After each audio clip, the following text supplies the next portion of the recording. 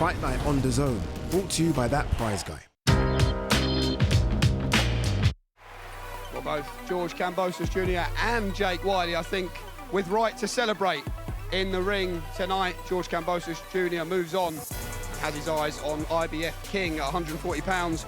Richardson Hitchens next, but for Jake Wyllie, he's been promised a matchroom contract by Eddie Hearn after accepting the fight on no more than a week's notice.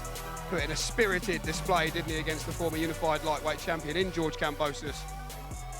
But Kambosos edges out his compatriot on the scorecards over 12 rounds. Myself and Ben Damon, just for a couple of minutes, we'll be going over the final moments there. I mean, boxing is a brutal sport, Ben, but it can and half be wholesome at times, and that was one of those moments at the end, wasn't it? You were buzzing after what just happened at Centre Ring, aren't you? You really enjoyed that. It was, I did. That was one of probably one of the most favourite interviews I think I've ever had in the ring, but it's those moments that we love. Yeah, especially after a brutal war like that, a bloody battle where Kambosos looked so slick early on, and Jake Wyllie had to dig deep and go to places he hadn't been before, and he showed that he can, and he made a fight out of this. He had a lot of good moments. One of the judges had it 115, 113. Yeah. The other two 117, 111, but no doubt at all about the fact that Jake Wyllie rose in all estimations, and now George Kambosos has to go and get stitched up, and he's got a few months by the sounds of things to fight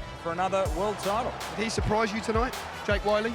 I think he surprised everyone tonight. I think he certainly surprised George Kambosos. He was able to weather that early storm. He stood up to the power of Kambosos, and he showed that it didn't really impact him. Those left hooks were so clean in the early stages, but he walked through them, and yeah, the heads came together a lot, but Wyllie did his thing as well. He threw a lot of good shots, and he grew in the estimations of all Australian and global boxing fans, I'm sure, because most would not have heard of him prior to this. How do you think Richardson Hitchens will be feeling having just watched George Kambosos tonight? I don't know. I think he will be interested in what he saw. He'd seen some incredible toughness from Kambosos. He knows that he's going to come to fight. There's no doubt about that. George Kambosos doesn't come to lie down. So Hitchens will have to do his best to get through someone like George Kambosos. But yeah, it's just remarkable that he's back in there with another shot at the title. Absolutely. Well, George Kambosos moves on towards a second shot in a second weight category to become a two-weight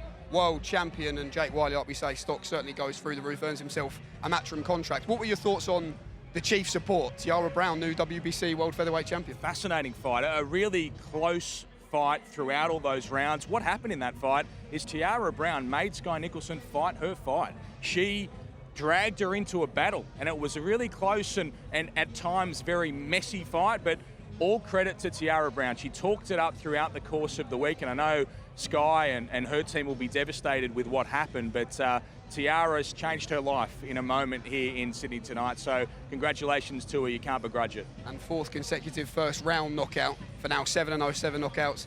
Tera Moana, we love him because he's a character, but in terms of that fight, James Singh, with respect, Eddie wants tougher opponents for his man now. Yeah, he needs tougher opponents, clearly. He needs to show what he's made of. He needs people to be willing to get in the opposite corner with him, and perhaps after James Singh threw a couple of those right hands in the early stages and did connect on Tera Moana, some people will say, oh, maybe there's something there. Maybe I have an opportunity against him. So he's a great character. He's a really likeable guy. So it'll be very compelling to see what happens next with him. And just finally, a big win for Shanika Johnson as well. She just wanted to put all the controversy to bed, and it's safe to say she did that tonight. Yeah, she went to another level, didn't she? She showed that she had got stronger and better. Maybe Nina Hughes has just declined slightly. She is 42, and maybe she's not physically able to go with someone like Shanika Johnson anymore. I thought the corner did a great job by pulling her out. She wasn't going to come back to win that fight, but a great moment for Shanika. It meant so much. You could see the tears in the ring afterwards, just what a world title victory on home soil